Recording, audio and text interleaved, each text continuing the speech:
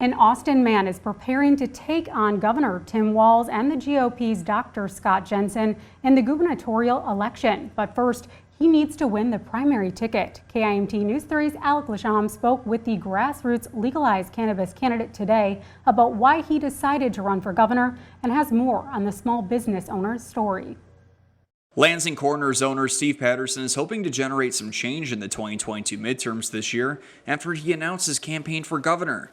Patterson is running on the grassroots legalized cannabis ticket and says he wants to be the voice for small businesses that were affected by Minnesota's COVID-19 lockdowns. I felt like we needed to have a representation of small businesses to stand up to Tim Walz and stand up to the decisions that he made that closed several hundred businesses across the state. His goal is to ultimately bring compromise back to politics while passing long overdue legislation. I feel like there has to be some kind of middle ground, and I feel like that's where I step in.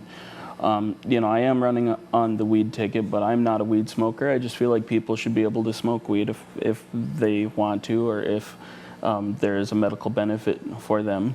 On the topic of abortion, Patterson says he would leave Minnesota's law as is. There's always going to be that extreme example where, it could potentially hurt the mother if she goes through with the pregnancy, for example. And I could go into several examples, but the reality is I always think that there should just be that kind of backup plan where it shouldn't be illegal for someone to do it. In short, Patterson wants to strip Minnesota of its political division. I think that we just need to simplify things a little bit and just realize that, we're one state and one country.